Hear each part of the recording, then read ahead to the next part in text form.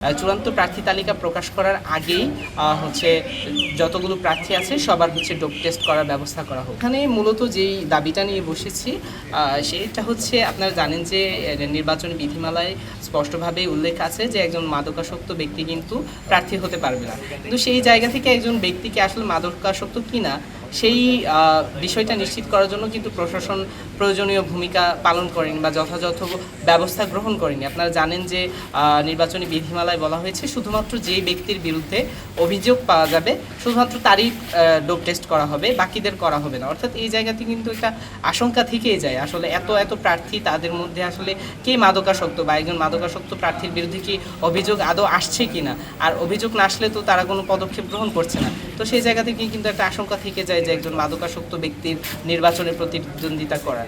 তো সেই জায়গা থেকেই একজন বিশ্ববিদ্যালয়ের সাধারণ শিক্ষার্থী হিসেবে বলেন বা একজন স্বতন্ত্র প্রার্থী হিসেবে বলেন, আমি হচ্ছে আজকে এখানে এসেছি আমার দাবি জানাতে যে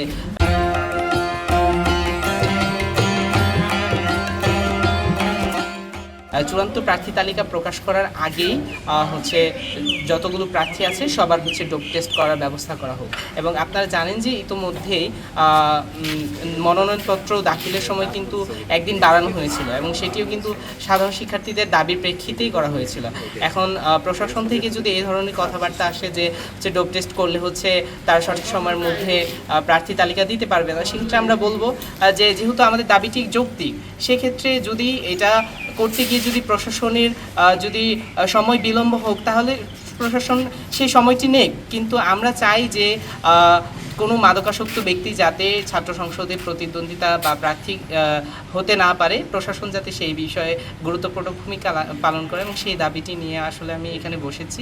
এবং আমার দাবিটি যতক্ষণ পর্যন্ত প্রশাসন আমলে না নিবে এবং যথাযথ ব্যবস্থা গ্রহণ না করবে ততক্ষণ পর্যন্ত আমি আমার অনশন চালিয়ে যাব। এই স্বতন্ত্র যদিও এখানে আমি আমার নির্বাচনী প্রচারণার জন্য আসি নাই, তবুও যেহেতু এখন আমার পরিচয় নিয়ে আসলে প্রশ্ন উঠছে, তো সেক্ষেত্রে তো বলাই লাগে।